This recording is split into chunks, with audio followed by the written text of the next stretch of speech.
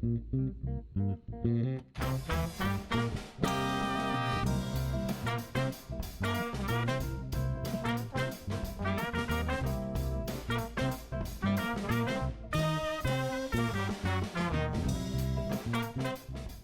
I'm Ted Haftegabber, founder and producer of Live Talks Los Angeles. Thanks for joining us. Since we started over a decade ago, we have brought you hundreds of conversations with storytellers, writers, actors, musicians, humorists, chefs, and thought leaders in business and science. You can watch and hear most of these in our YouTube channel and our podcast. For details, visit livetalksla.org. And now, here's the show you've tuned in to see.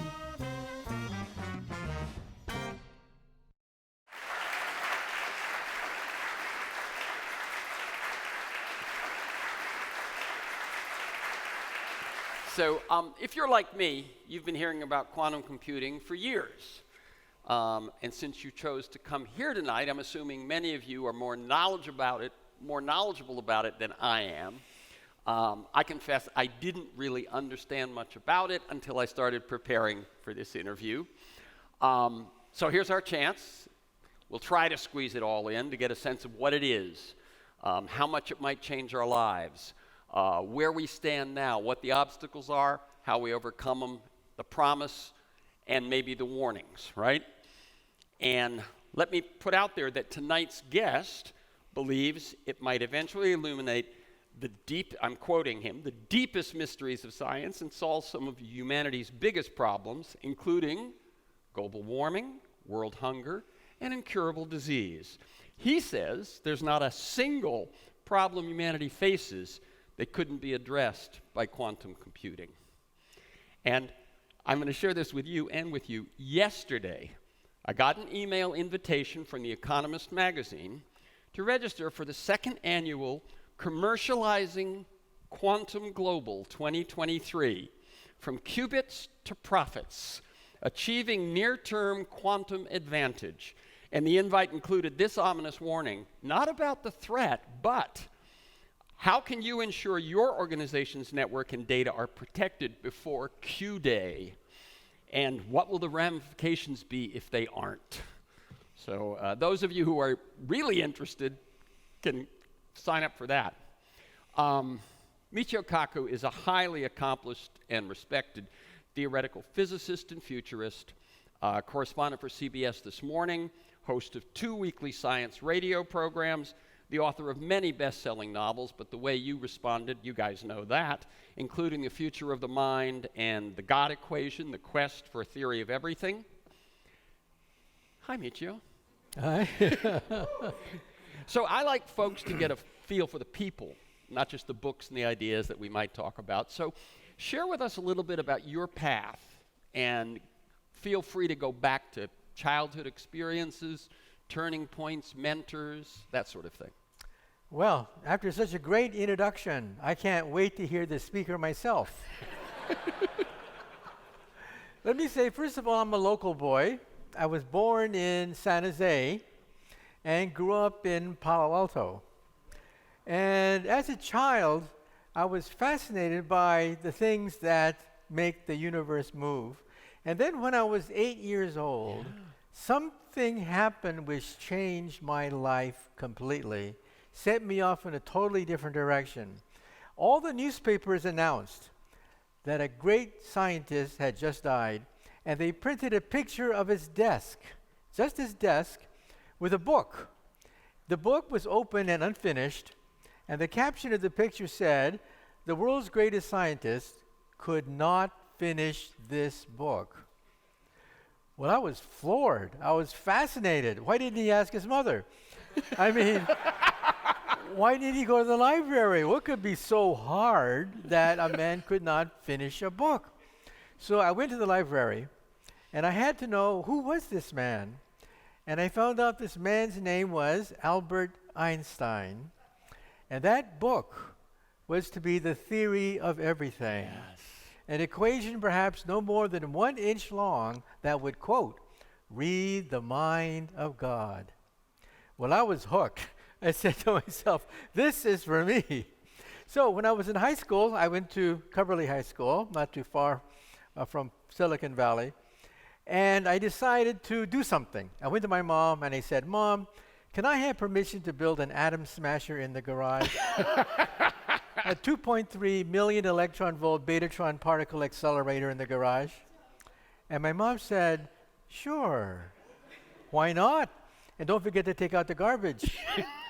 Well, I took out the garbage. I went to Westinghouse. I got 400 pounds of transformer steel. I went to Varian. I got 22 miles of copper wire. And I created a 6 kilowatt, 2.3 million electron volt betatron in my garage. Every time I plugged it in, I would hear this pop, pop, pop sound as I blew out all the circuit breakers in the house. My poor mom would come home and she would say, why couldn't I have a son who plays basketball? Maybe if I give him a baseball. And for God's sake, why can't he find a nice Japanese girlfriend? I mean, why does he have to build these machines in the garage? Well, that was the beginning. That's how I became a physicist. And now we think we actually have it. It's not accepted by everybody. The theory of everything, you mean? The theory of everything. An equation 1 inch long that explains everything. It's called string theory. And I'm the co-founder of one of the main branches of string theory, string field theory. So what is that? We have so many particles, protons, neutrons, electrons. We're just drowning in subatomic particles. They're nothing but musical notes on a tiny, tiny vibrating string. From a distance, a vibrating string looks like a point particle. Close up, you'll see that it's nothing but different modes of vibration. Each vibration corresponds to a different particle. That's why there's so many particles. So what is physics? Physics is the harmonies that you can create on these strings. What is chemistry? Chemistry is the melodies you can play on collections of vibrating strings. What is the universe? The universe is a symphony of strings. And then what is the mind of God? The mind of God is cosmic music resonating through hyperspace. That is the mind of God. That's called string theory. How metaphorical is that? It's almost mathematically precise. The equations for vibrating strings are used for violins, guitars, and for the Big Bang and the creation of the universe. I like that. It's music. That is the metaphor which drives the entire universe. Excellent, excellent. So this child, teenager, gets inspired, obsessed, perhaps, and you become a teacher and so on. When and how did you make the move from being, a cloistered academic doing theoretical physics to a popularizer, someone who wants to take it out of the classroom? Well, I am always a research physicist. That's what I do. I dream about these equations. I go to bed thinking about these equations. But something happened in my life that turned it in a totally different direction. When I was graduating from college, the President of the United States, Lyndon Johnson, said there were no more graduate deferments for college students. Oh, yeah. You go to Vietnam. That was my generation. And all of a sudden, there was panic. I was at Harvard at the time. Panic. So was I. Yeah, Actually, yes. Realizing that we're going to go to the hills of Vietnam. And I realized that I could die in some unnamed hill in some swampy area of Vietnam. For what? Why? And I had to ask myself the question, what am I willing to die for? I mean, I could compute, for example, during mortar fire. We would shoot mortars. We would drop them explosive. The thing would shoot into the air. I could calculate in my head how fast it was moving, how far up it went, the distance of impact. I can calculate the entire trajectory of the missile in my head. And then I said to myself, for what? Why? It's all for nothing. What am I going to die for, right? This is an existential shock. Because all my life, I had been preparing for the day when I could work on Einstein's theory, right? And the U.S. government was saying, no. Maybe not ever. Maybe not ever, right? And then what happened was, suddenly my doctor, during a routine exam, found out that I had too much sugar in my blood. I didn't know that. So he wrote a letter saying that, no, this person cannot fight in the hills of Vietnam. And all of a sudden, I felt there was a voice up there, saying, I'm giving you back your life. Yeah. That you were destined to die in some unnamed hill in Vietnam, and therefore, do something about it. Well, I said to myself, oh my God, what can I do? Right? Yeah, I'm in debt now. What do I, how do I pay this off? And then a friend of mine at Berkeley, I was getting my PhD at Berkeley at that point, he had a show on KPFA radio.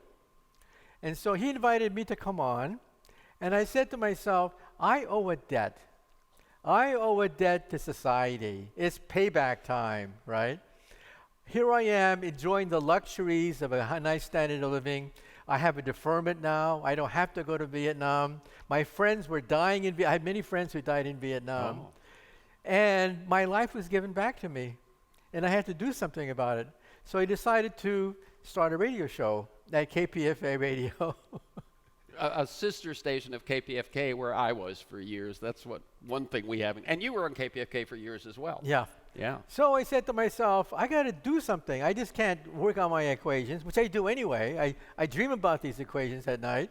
But I owe society a debt, okay, that I have to do something to make sure that we don't have more children dying in an unnamed hill in some unnamed country. Let me ask you, we hear a lot about young people, mental illness, loneliness, or just absolute preoccupation with their screens and so on. How are young people relating to science these days? How do you see the people that, young people who listen to you or come to your classes in New York and so on? What's your feeling about that generation? Well, I think it goes in stages. When we're born as children, we want to know everything. We want to know how the sun shines. We want to know why the stars twinkle. We want to know where we came from, right? So when we're kids, up to the age of about 10, 11, 12, we're born scientists. We are born scientists. And then we hit the biggest killer of scientists in human history. We hit a tremendous roadblock. The greatest killer of young scientists is junior high school. Because when you hit junior high school, 8th grade, 9th grade or so, then science is made boring, memorization useless. Why do I have to learn this? You're never going to use it again in your life, right? The parts of a flower. And then you realize that there's certain principles that allow you to explain all these things, like evolution. So I realized that memorizing things, you got to memorize some things, but for the most part, memorizing science kills the germ of curiosity. Let me tell you a story. Richard Feynman, the Nobel laureate, when he was a child, his father would take him into the forest and point out birds to him. Why their beaks are shaped the way they are, why the wings are shaped the way they are, why they eat certain ways, everything about birds. So he was famous among his friends for being the bird expert. Then one day, a bully comes up to the young future Nobel laureate and says, "Hey, Dick, what's the name of that bird over there?" He didn't know. He knew everything about that bird, its eating habits, its coloration, how it flies, its shape of the wings, everything except its name. And so then the bully said, "What's the matter, Dick? You stupid or something?" And in that instant, he suddenly realized a profound truth. Most people think science is giving names to things. Yeah, you got to give some names to things, but no, it's the principle, evolution, that tells you why the beak is this way, why the wings are this way, why the coloration went that way. It's evolution. And if you teach principles, people get it. And then they can make up their own minds whether or not animals obey evolution or not, rather than memorizing the names of all the birds and things like that. So true, so true. So I think that in the future, when you get your PhD from Berkeley, where I got my PhD, I would hope that you don't have to memorize the names of all these goddamn subatomic particles, hundreds of these subatomic particles. I would hope that in the future, when you get your PhD, all you have to do is say, string theory. And here's your PhD. And then go apply what you know about string theory for the rest of your life. Once you got the concept, once you got the principle. Science is based on principles, concepts, not memorization of names, which is what most people think science is, memorizing names. And sadly, history, geography, I mean, they kill all of them with memorization. Yeah, that's right. What do you teach these days? I teach quantum mechanics, and lately we've had a problem with the undergraduates because, of course, we want to increase the number of undergraduates taking physics courses. So I teach a course called The Physics of Science Fiction. Excellent. Because when I was 8 years old, I had two heroes. One was Einstein. I wanted to complete Einstein's dream. The other hero was Flash Gordon. Yeah.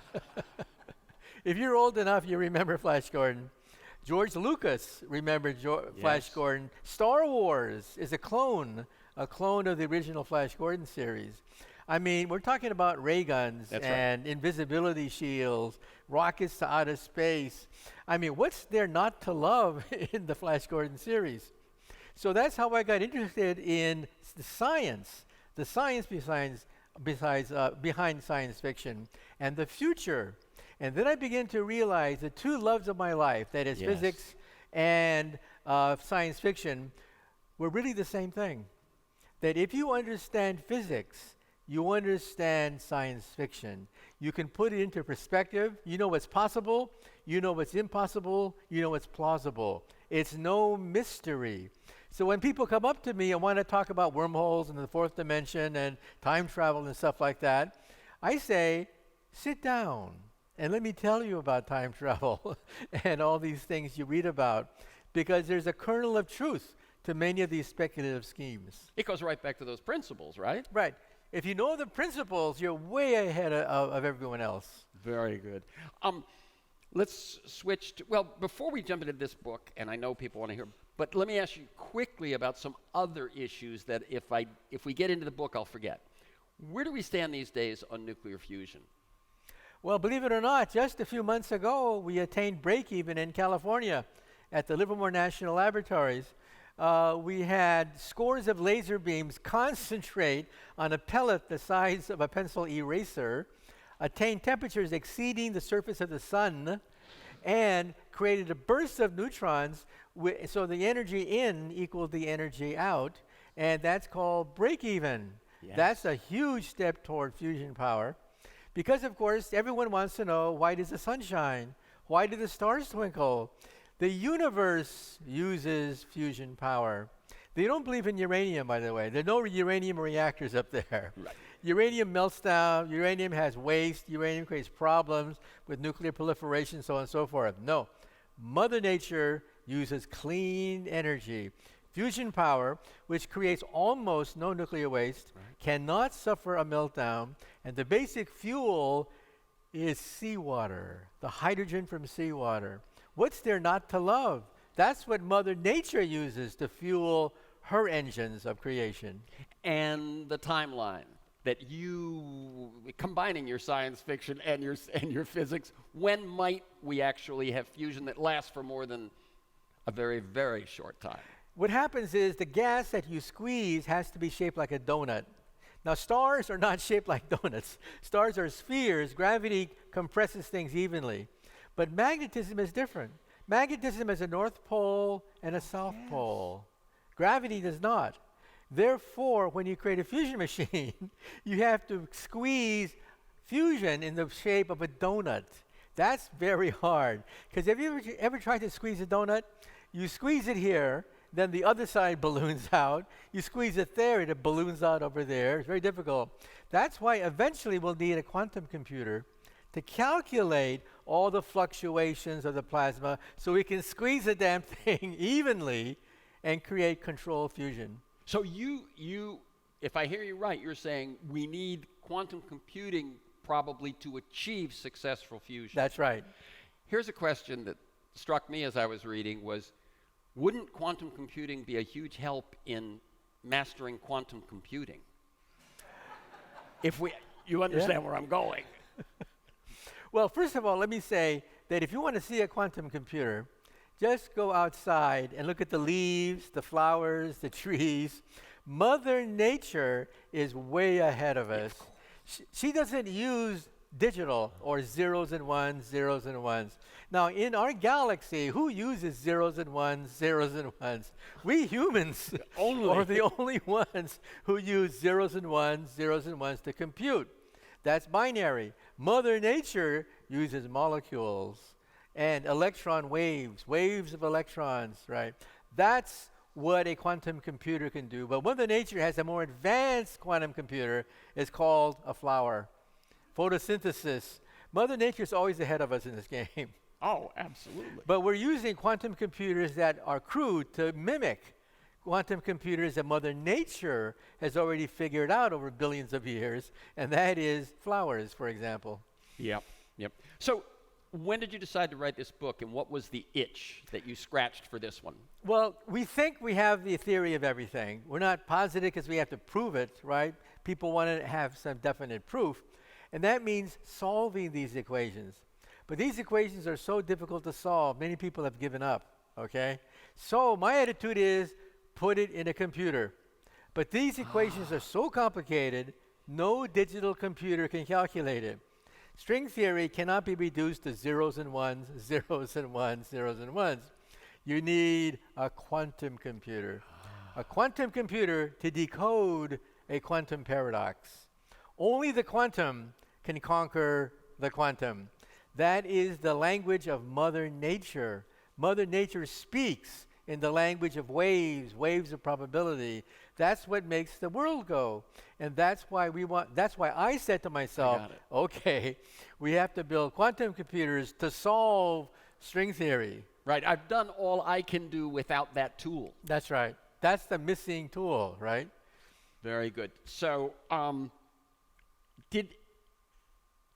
at this point in your career, does anything surprise you when you're working on a book like this? Well, what surprised me was how fast things are moving. You realize that, a decade, 2 decades ago, the greatest quantum computer calculation was 3 times 5 equals 15. Now, people laugh. They said, what? You're spending millions of dollars to prove that 3 times 5 is 15? And the answer is, yeah, we were spending millions of dollars proving that because we used atoms to do it. Here's a homework assignment for you people. Go home tonight, bring 5 atoms with you, and multiply 3 times 5 with 5 atoms to get 15. That's real hard. Right? Now we can multiply billions, right? Just in the span of a few years. And quantum supremacy is the point at which a quantum computer beat a super digital computer, hands down, on a certain task. Not a general task, but a certain task. 2 years ago, it was achieved. Shock waves went around the world. The Chinese and IBM and Google were right up there leading the pack, achieving quantum supremacy, which many people thought we wouldn't get in this century. And then we did it 2 years ago. Now we want an all-purpose quantum computer that can compute anything, not just a specific task. Right. But quantum supremacy has been attained now. Okay. This sends shock waves throughout the computational community. As I was reading this and I was thinking about all the problems that might be solved with quantum computing and the clean tech problem that might be solved with fusion, I thought, when we master those 2 things, we'll be in a whole new world, won't we? That's right. When you watch Star Trek, right, and they land on some primitive planet, and then they analyze the atmosphere, and they found, ooh, hydrocarbons, soot. Yeah, they're going through the Industrial Revolution, right? What happens if aliens land on our planet and they survey our atmosphere and they'll say, oh, this society is pretty primitive. They still use oil and coal, right? So you can dream about an era that you see on Star Trek where there is no oil and coal being burned. It's all fusion. And on Star Trek, guess what? It's all fusion from start to finish. Great. So let's take on the basics of quantum computing. So what what is it? And you've sort of danced a little bit around it, which is fitting since everything is music. But what is the distinction that you say that's quantum computing, this is pre-quantum computing? Okay, let's take a look at an ordinary computer that computes on transistors, right? And let's get an imaginary transistor consisting of an atom. An atom spins. It can spin up, and it can spin down. That is 1, that is 0.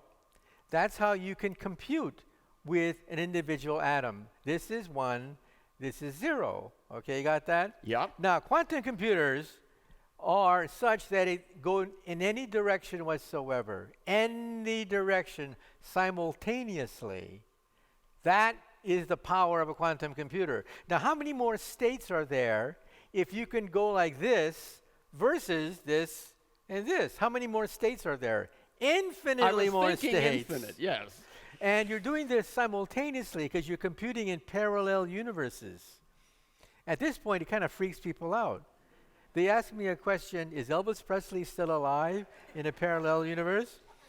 That's what we're saying. That the power of a quantum computer is that it computes in parallel universes. And we're within 10 or 20 years of being able to do that? We can already do it on specific tasks. We can tasks. beat a conventional computer by a factor of 1,000,000, okay? Right. But we want an all-purpose thing that can solve any problem, right? So we're not there yet. But we think that, let's say within 10 years, we could have quantum computers commercialized to attack cancer, Parkinson's, Alzheimer's disease, talking about the aging process, whether or not we can extend the human lifespan, create a super battery that'll energize solar power so that we have the solar revolution. All these things are within our grasp once we get a working quantum computer. When you were describing the parallel universes and so on, it jumped in my head. I hadn't written it in preparation, but everything everywhere all at once. Yeah, Hollywood has discovered string theory. The multiverse has infected Hollywood, and all the Hollywood blockbuster movies are now based in the multiverse. Because you see, space travel is old hat. We've been there. We've done that. We've been to the moon, right? You can't thrill young audiences by going to the moon again, right? But parallel universes, right? I mean, that kind of like freaks people out. What? You mean another me in another universe? Another counterpart to everything? Yes, that's what we physicists work in. We work in parallel universes, right? And so that's why Marvel Comics and Hollywood have said, yes, that's the new frontier for Hollywood. And guess what? It swept the Oscars this year. It certainly did. So here's sort of the main course. What are the best case scenarios? What are the worst case scenarios? And worst case could mean either we don't crack the code, we don't ever achieve it, or we do and there's bad consequences. And what are the most likely scenarios? Well, the best scenario is that we can copy Mother Nature. Artificial synthetic photosynthesis, creation of fertilizers, creating a second green revolution to feed the world. I mean, think about that. Mother Nature creates fertilizers almost for free. We can't do that. We have huge fertilizer plants. 1% of the total energy consumption and production in the world goes to producing fertilizer. In your body, 50% of the atoms of your body come from artificial fertilizers. 50% of every atom in your body. We are so dependent on fertilizer plants. And Mother Nature does it with a leaf. So we have to learn how to copy that to create synthetic photosynthesis and synthetic creation of fertilizers. So the best case is that we achieve some of what Mother Nature has done within X amount of time and so on. Right. What's the worst case? And by that I mean, what would be the obstacle that would stop us from being able to do it? And one thing you haven't talked about is what makes the pathway there, the fragility of atoms that makes the pathway. I think that would be helpful too. Well, first of all, if somebody sneezes next to your quantum computer, it jiggles the atoms and everything collapses. It becomes decoherent and you got to start all over again. That's why we have to cool it down to near absolute To zero. cut out the noise. Right. When you see a picture of a quantum computer, you see the chandelier. That chandelier is not the quantum computer. That chandelier is the cooling system. The quantum computer itself is a little thing the size of a quarter at the bottom of the chandelier, right? So that's how difficult it is to create one of these things. Now, the worst case scenario was investigated by the CIA. We know this because CIA documents have been leaked out saying that yes, they're following it very carefully. If a quantum computer is that powerful, it can break any known digital code. There's Now, no encryption that quantum computing can't handle. That's right. So think of the crown jewels of any nation, the most treasured secrets, the nuclear secrets, the wartime secrets, the financial secrets. All of that is coded by these nations, and you can crack the code with a quantum computer in the coming years. And so the U.S. government has issued a directive stating that companies have to prepare for the day. We don't know when. It's not now, the document said, not now, but you have time to prepare for the day when quantum computers can crack any known code, okay? Because when that happens, there are no more secrets. And what is that preparation? I mean, in other words, you see a way around that. You see a way of defeating that. Right. The government recommended two possibilities, right? One was to increase the complexity of the code. Codes are done by factorizing numbers. We know that 15 is 3 times 5. But if I give you a number that is 100 digits long, and I ask you to factorize it into the product of two numbers, how long would it take? It would take centuries on a conventional digital supercomputer to factorize a number 100 digits long, okay? Quantum computers will do it like that, okay? So the same tool that will break the existing codes may produce codes that it can't break. Well, then now the next step is to use laser beams, which have their own polarization, okay, such that anyone who taps into a light beam will see that the polarization vector is altered. You know, when you put on sunglasses, there's striations on the sunglass, vertical lines, you can't see them, but they're vertical lines such that only polarized light can go through. That's how polarized lenses work. They screen out all the frequencies that are not vertical, okay? So if you have a polarized beam of lasers and someone taps into it, the direction of the polarization changes, and immediately, you know, someone's tapping into your system. So you use the quantum to defeat the quantum. Right. So that's the fail-safe, to have another laser system that has polarization such that if it's altered, immediately you know by the laws of quantum mechanics that somebody is snooping, trying to steal your secrets. Okay. So we use the quantum to defeat the quantum. Let me just, I know we want to turn to questions in a couple of minutes. Okay. One thing that you get criticized for, I've seen it even in like reviews of this book, is that you're too positive. Right, right. That you're too optimistic, and you don't see how so many things we've done.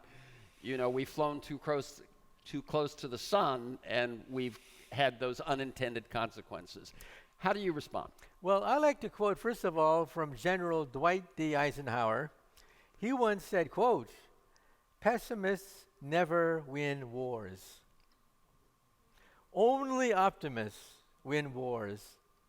So why should I write a book saying it can't be done, it can't be done, it can't be done? End of story. No, well, no. There's no more story. It can't be done. I wasn't meaning it can't be done, but it can't be used for ill, or we don't, you know, we shouldn't. Oh. Which, you know, like with what's going on right now for the last, 3 or 4 months on AI. Well, first of all, technology is a sword. It's a double-edged sword. One side can cut against people, the other side can cut against ignorance, poverty, and disease. But when it comes to the internet, I actually differ from most other scientists. Most scientists would say that the internet is also neutral. It could be used for war, it could be used for good. I tend to think differently because the main thrust of the internet is education, knowledge, empowerment. And with empowerment comes democracy, because people who are powerless realize this is my destiny. My destiny is to control the destiny of our nation. That's our destiny. And so that's why I'm saying that the internet has a moral direction. The moral direction is empowerment and democracy as a consequence. Now, some people say, well, can't bad things come in too? Well, let me quote from Deng Xiaoping. He once said that sometimes you have to open the window and sometimes a few flies come in. Yes, a few flies come in, but you open the window. And as a consequence, for example, India and China have created hundreds of middle-class people rising from the ranks of poverty into the middle class for the first time in the history of Homo sapiens.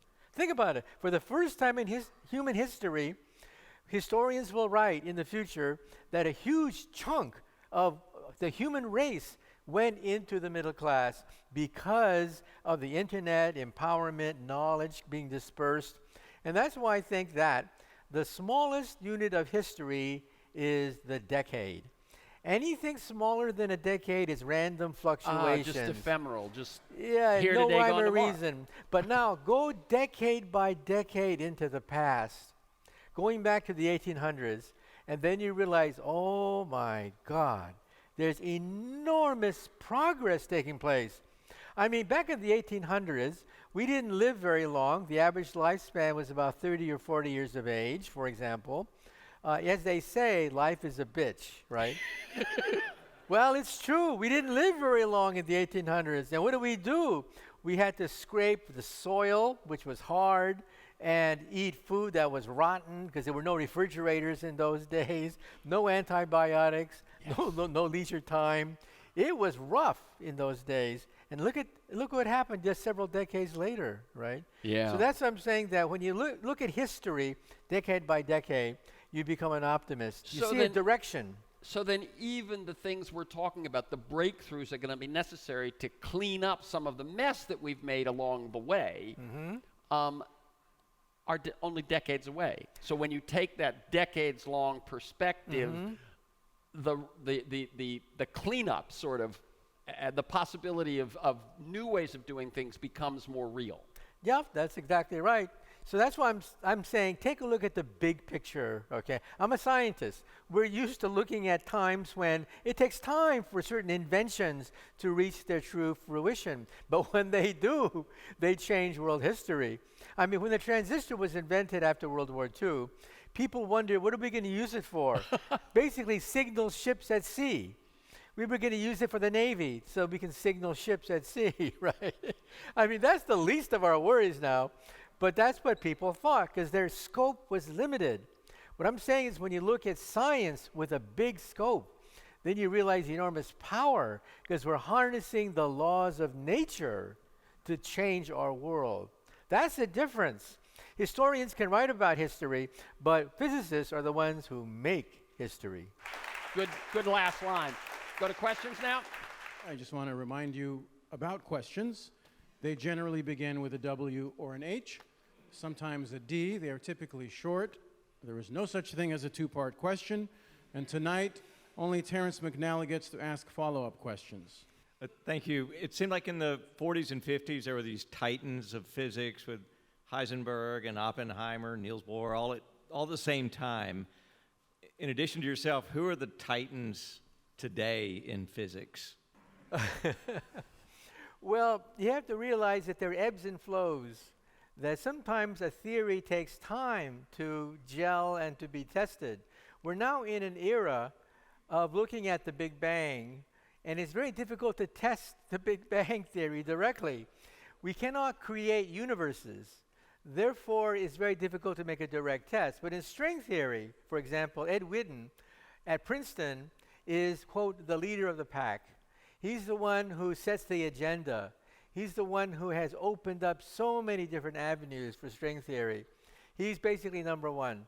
But no Nobel Prize yet, because how do you test the theory of reality and creation itself? That's a pretty tall order. The best we can do is to look for dark matter. So I think the next Nobel Prizes will go to people who can nail down what is dark matter. Now, what is dark matter? Dark matter is invisible, but it holds the galaxy together. If I had a piece of dark matter right here, it would go right through my fingers, wouldn't even stop, go right through my fingers, hit the floor. It would go through the floor, go right through the center of the earth, keep on going to China, reverse direction in China, and then come back, and I would catch it right here, and it would start all over again. That's dark matter. We have to figure out what it is, and we think it's nothing but the next octave of the string. We are the lowest octave of music. We are the lowest vibrations. We're stable. We're the lowest vibrations. But the next vibration, the next octave up, is dark matter. And we think that the discovery of dark matter will nail it to the wall, that'll prove that string theory is correct. So there's a Nobel Prize waiting out there for the person who can figure out what is dark matter. So if you ever figure this out, what should you do? Tell me first. We'll split the prize money together, you and me. Hello, Doctor. That's what research students are for, isn't it? Hello, Doctor. Hello, Doctor. So I have a question. Do you think in our lifetime we will see 1 million habitants on Mars? Well, that's the goal of Elon Musk, that we want to begin the colonization of Mars. Now, first of all, I think we should do it, but I don't think we should rush to do it. What's the rush? Now, the dinosaurs did not have a space program. That's why they're not here today. How come there are no dinosaurs here today, right? Because they had no space program. Now, we do, but we can also look at the trajectory of asteroids, killer asteroids in space. We don't think any killer asteroids are going to hit us for the next 100, 200 years. So we got some time. So the rocket that blew up last month, that was not just a moon rocket. The media got it wrong. That was the moon/Mars rocket that blew up. Elon Musk thinks big. That was the biggest rocket ever built by the human race that blew up last month on national television. What is the name of it? The BFR. B for big, R for rocket. And you can imagine what the F stands for. Now they call it the Starship, but we all know the true name of the rocket. It's the BFR. The point is that the colonization of Mars is inevitable, but what's the rush? Costs keep dropping every year. Why? Rockets are reusable now. Now, when you take a ride in your car, do you junk it after one ride?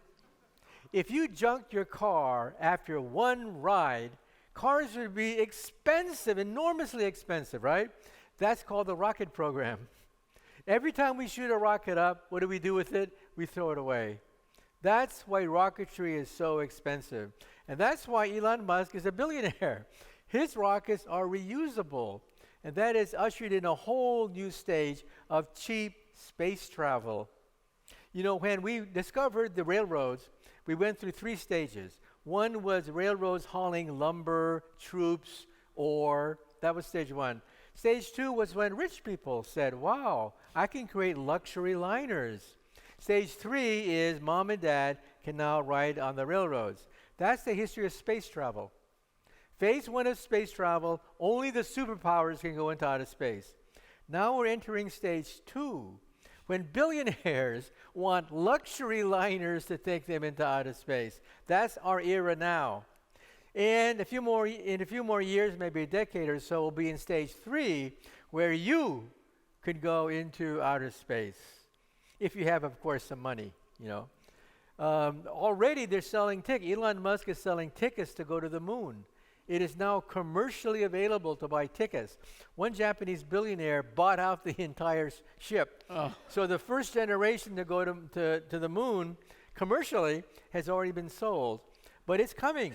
We're hitting stage 2, where rich people can go into outer space. Really rich people. Yeah. And then stage 3 is when you and me go into outer space. Or maybe you, not me. I'd like to know,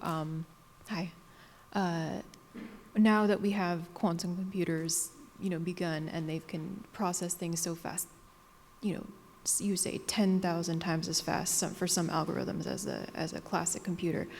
Combine that with artificial intelligence, what does this now mean for the future of vaccines and healthcare and genomic editing to improve humanity and prevent disease and cure it and that sort of thing, improve us? Well, take a look at wonder drugs.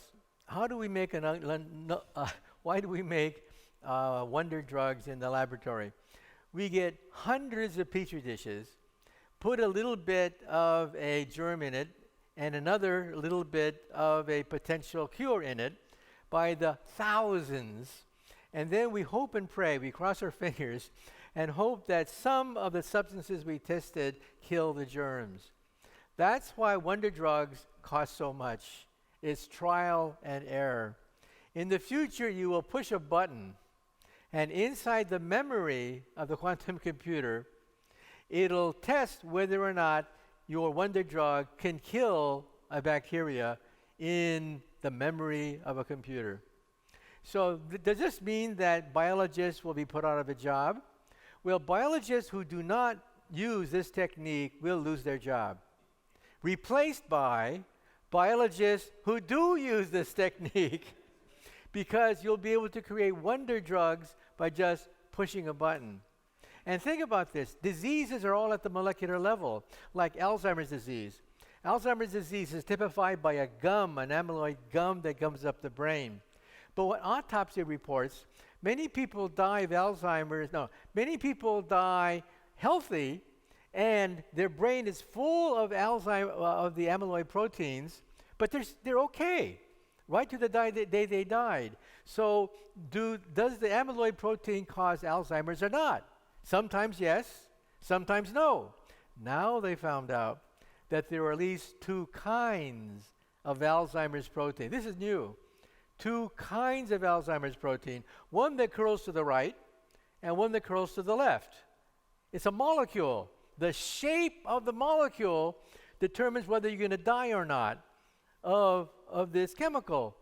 This means that in the future, we'll use quantum computers to separate out the left and the right and perhaps cure the disease of the century. I mean, think about it. When you're in your 80s, about 50% of the people in their 80s have Alzheimer's disease. So this is one of the great killers of society. And quantum computers may give us a cure. And cancer is next on the block. You realize that now with a blood test, a simple blood test, we can detect 50 kinds of cancer in your blood. Now think about that for a moment. Right now, how do we know that you have cancer? Well, you look for a tumor. At that point, it's sometimes too late. You got a few billion cancer cells growing in your body. A tumor is pretty big in terms of cancer cells. Now, for the first time, just a few months ago, the FDA approved a new test for cancer that looks at blood and finds 50 different kinds of cancers. That's today. In the future, a quantum computer will be able to perhaps find thousands of different kinds of cancers, perhaps circulating in your blood. And how will it do it? Maybe in your toilet. Maybe your toilet will be your detection. So 3 times a day, you get tested for cancer. The word tumor could disappear from the English language. We don't say bloodletting anymore. We don't say these horrible words of medicine 2 centuries ago because we have modern medicine. In the future, we won't say tumor anymore because it'll be a disease of the past, because a simple blood test connected to your toilet, connected to a quantum computer, will tell you what kind of cancer you have. So cancer will be like the common cold in the future because of quantum computers.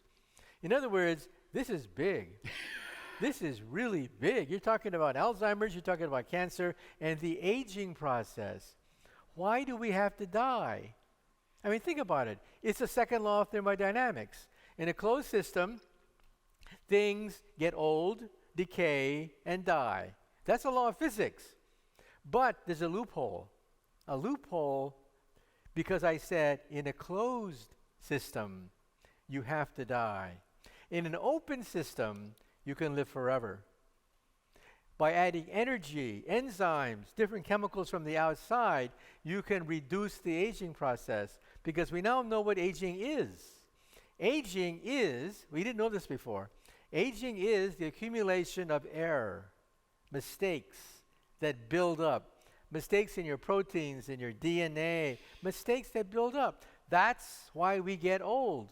That's why we die. Now, we now can cure many of these diseases at the genetic level. So in other words, aging may be the next target for quantum computers, to be able to stop the buildup of mistakes in our DNA. You see, this is pretty big. We're talking about becoming Mother Nature, rewriting the rules of Mother Nature. That's what we're talking about. A great deal of it has to do with simulation, doesn't it? That one of the aims is just to simulate what is around us at all times. That's right. In other words, we want to be like Mother Nature. We want to reproduce Mother Nature at the push of a button, so that we can cure the diseases that are caused because of mistakes in the laws of nature. So you see how big this is? We're not talking about, maximizing profit of a Fortune 500 company anymore. That's what digital computers can do. No, we're talking about fixing diseases that have been with us since the dawn of time. Yeah. Thank you so much for speaking. This has been wonderful. You spend a lot of your time thinking of really grand universal things like quantum physics, quantum computing. Do you find it tough to, I'll say, think of more mundane things, at least in relation, like human politics? What's that?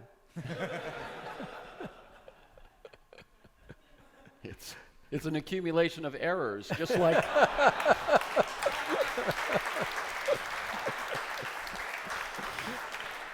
No quantum computer can cure that. Well, let me just say that a lot of politics is a fight over accumulation of wealth, okay? That's what And politics boils down to, right? When everything is said and done. But first of all, we have to ask ourselves, where does wealth come from? If you talk to a politician would say wealth comes from taxes. But you see, taxes robs Peter to pay Paul. It's a zero-sum game. So that can't be the source of wealth. If you talk to a lawyer, where does wealth come from? A lawyer would say lawsuits. You sue Peter to pay Paul. But that's a zero-sum game too. Someone wins, someone loses. Now you talk to an economist. An economist would certainly know where wealth comes from. And the economist would say, that's easy, printing money. You just print money. But then that means your children have to pay off your debt. It's still a zero-sum game. I say that true wealth comes from science. Science goes in stages. The first stage of wealth generation was when we physicists worked out thermodynamics, the laws of steam. The steam engine was cooked up by physicists. That gave us the locomotive. That gave us factories. That gave us the Industrial Revolution, the greatest revolution in human history. And then Maxwell and others, physicists, worked out the laws of electricity. And that gave us the electric revolution. Now we have dynamos and motors and generators and light bulbs. That's the second revolution. The third revolution was when we physicists worked out the laws of the quantum, which gave us the transistor. Tremendous wealth coming from the transistor. And now we're into the fourth stage.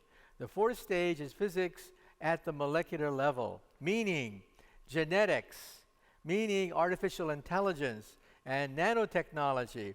That's the era that we're now entering, wealth generation from that. Then we physicists can work out the fifth wave. Now the fifth wave we're not going to have for several more decades. Probably by mid-century, we'll have the fifth wave of wealth generation. And that is fusion power, okay? That is quantum computers and BrainNet. That is, we're going to connect the brain directly to the internet so that you'll be able to carry out conversations, download movies, communicate with each other mentally. That's the fifth wave. So you see, wealth generation is at the root of politics. Politics is about who's going to get the wealth. What I'm saying is, instead of fighting for the wealth, we should create more wealth by having more scientists, by having more research in science, Because that's where wealth comes from. You know, it looks to me that we have let our technological evolution outpace our moral, ethical, and political Well, evolution. the warfare aspect of our science, right? Well, our technology. In other words, we have, you name it. Now the current, threat seems to be AI. But even just the fact that democracy has trouble dealing with misinformation algorithms, right? That tap into people's dopamine systems in a way that suddenly that thing that's feeding you is altering, your actions, and democracy has a hard time dealing with that. How do you think we're going to get the moral, ethical evolution that equals our technological prowess? Well, first of all, I think that the internet has a moral direction.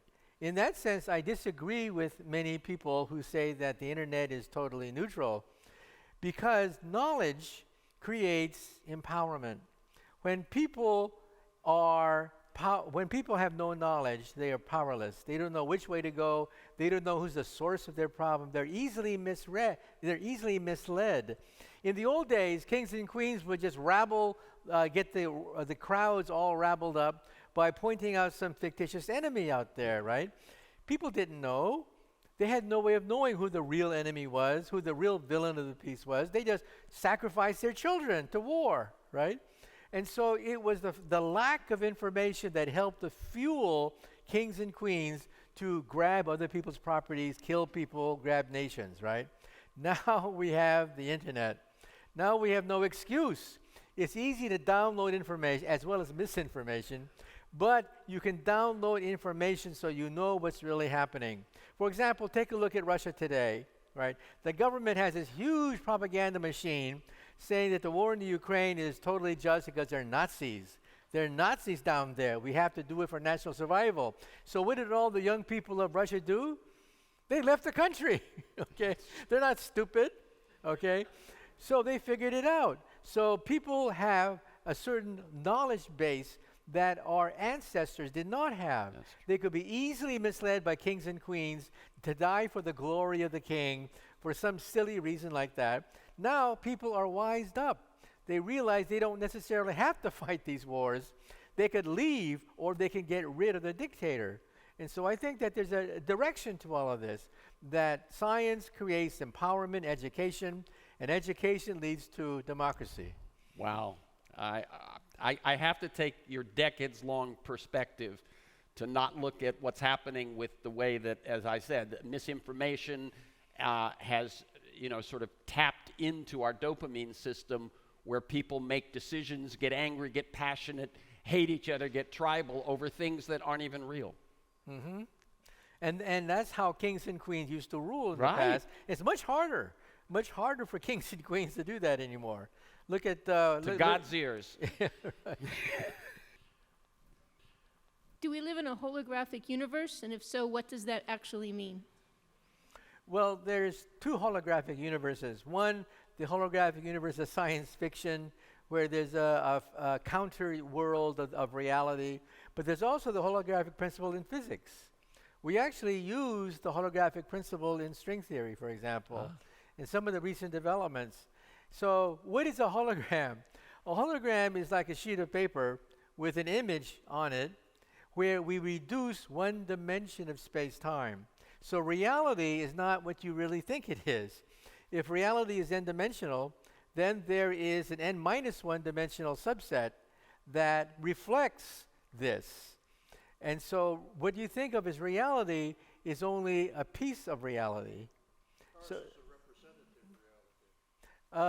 so in other words, what you think is real is only a piece of reality, and that's the holographic principle that comes out of string theory.